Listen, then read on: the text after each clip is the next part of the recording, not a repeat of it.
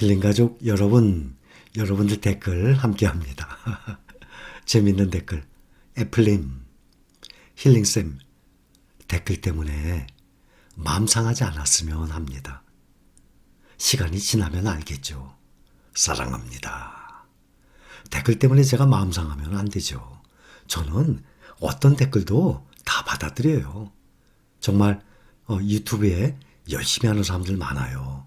또 그 사람들이 여러분들께 피해를 줍니까? 조금이나마 다 도움을 줍니다. 여러분들은 이것저것 그 많은 정보들 보면서 다 여러분들 걸로 소화를 하잖아요. 과거에는 이런 매체가 SNS가 없었잖아요. 지금 얼마나 좋아요. 정보 얻기가. 거기다가 욕할 사람들 다 저한테 와서 하세요. 전 괜찮아요. 그런데 저는 오히려 솔직히 제 관점에서 보면 너무 멍청한 사람들 같아요. 어떻게 수준이 저거밖에 안 될까? 정말 세상에는 다양한 사람들이 삽니다. 그런데 이왕이면 수준 높은 생활하면 좋은 거 아니에요? 생각 자체도 기본은 돼야 되잖아요. 기본이 안 돼 있는 사람들. 인성교육이라 그러죠? 지난 영상 말씀드렸어요. 학교에서 배우고 부모에게 배우고 그러면 전과자, 흉악범 이런 나쁜 짓 하는 사람도 없어야 되잖아요. 그렇게 인성교육을 학교나 부모가 시키는데도 제대로 안 갖춰진 사람들이 많이 있어요. 저는 괜찮아요. 혹시 악성 댓글 때문에 제가 마음 상하는 거 아닌가 염려하시는 분들 많이 계세요. 제가 다 알아요. 괜찮아요. 너무 염려하지 마세요. 또 한 분 더. 서아나키님. 안녕하세요. 힐링 여행자님. 한 해를 돌아보는 시점에서 많은 반성을 하면서 내년 투자 생활에 대한 각오를 다져봅니다. 올봄 차이나 전기차가 25% 가까이 떨어질 때 댓글을 달진 않았지만 속으로 힐링님께 험한 말 많이 했던 거 정말 죄송하고 사과드립니다. 아이 다행이네요. 댓글에 표출 안 하셨으니까. 심한 사람은 댓글로 표출하잖아요. 요즘 심해요 또. 근데 왜 떨어지면 그러죠? 이상해요. 떨어지지 않으면 조용해요. 그다 떨어지면 막 공격해요. 이번 하락장에는 믿음의 매수할머니 모셔서 추매했답니다.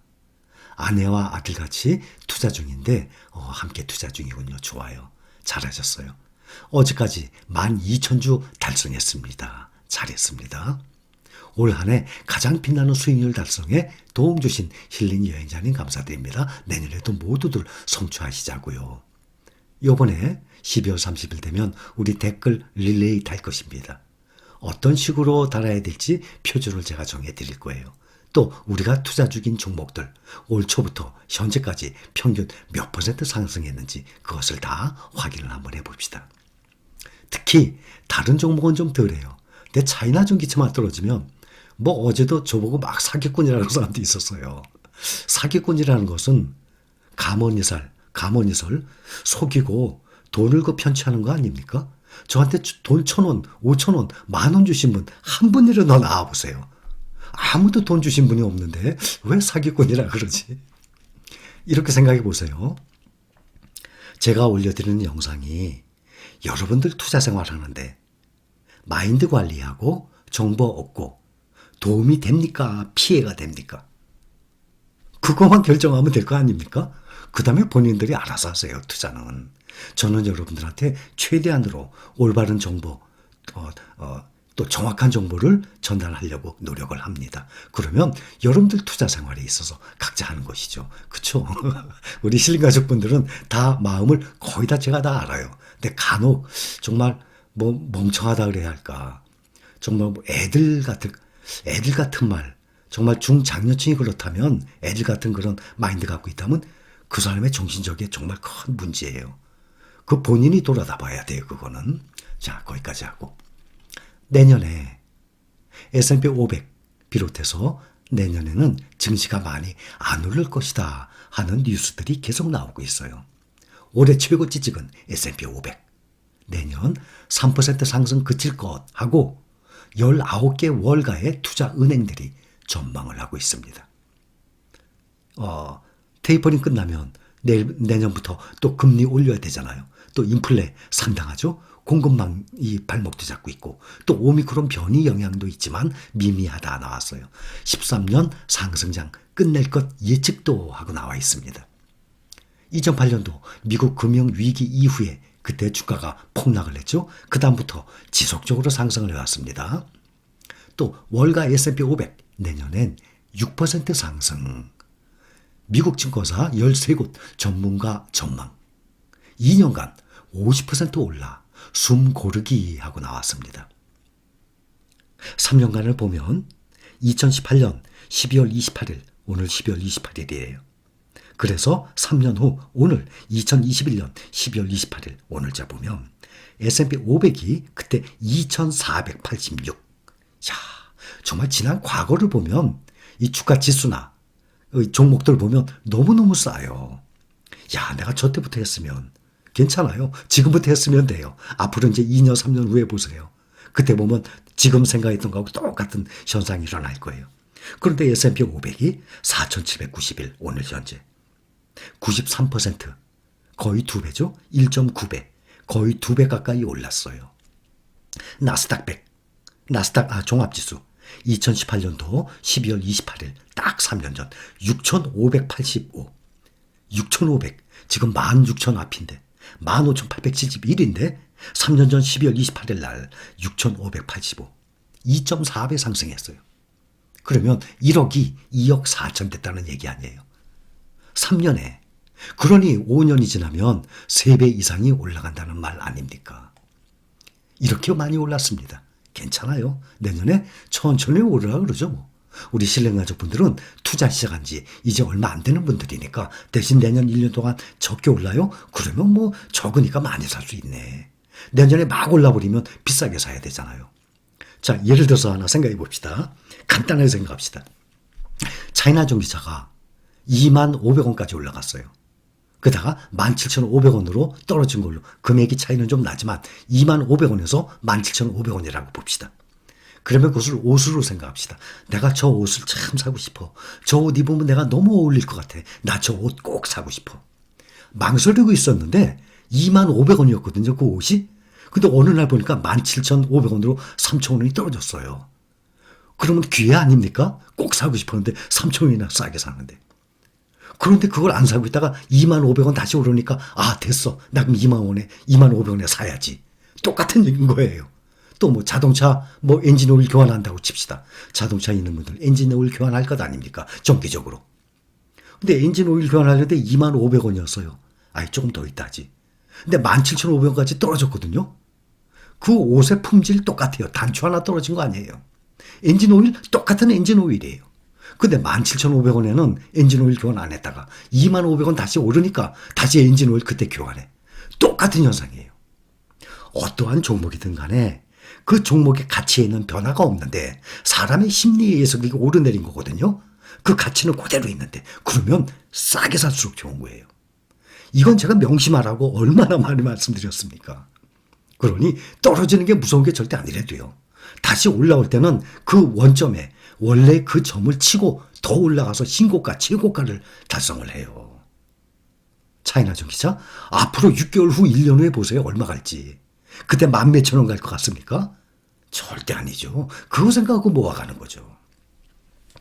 월가 내년 S&P 500 천천히 오를 것.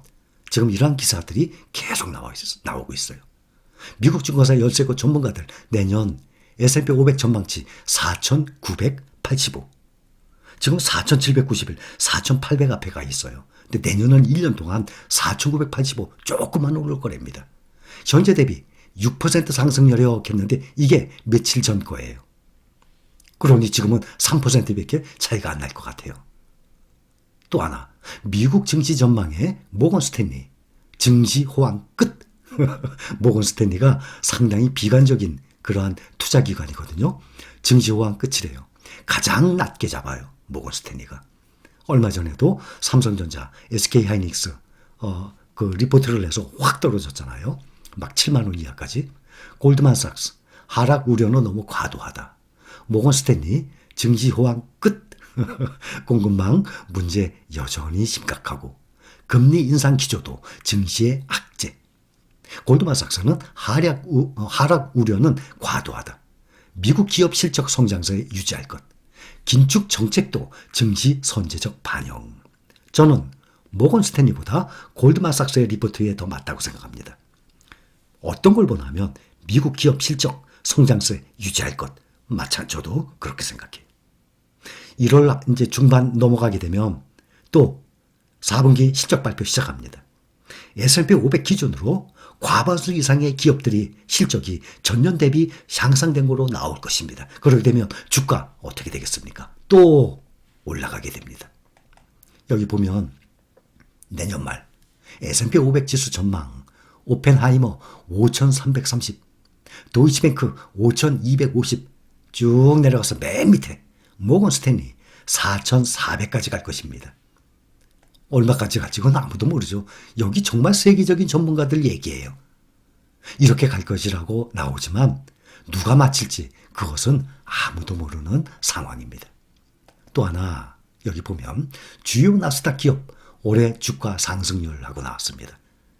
지금 여기 보면 이름을 쭉 보면 다 우리 힐링 가족분들이 모아가는 세계 1등 기업들이에요. 엔비디아 1등, 구글 알파벳 2등, ASML 3등, ASML 우리 필라델피아 반도체 모으고 있잖아요. 거기에 ASML 그 다음에 브로드컴 다 들어가 있어요.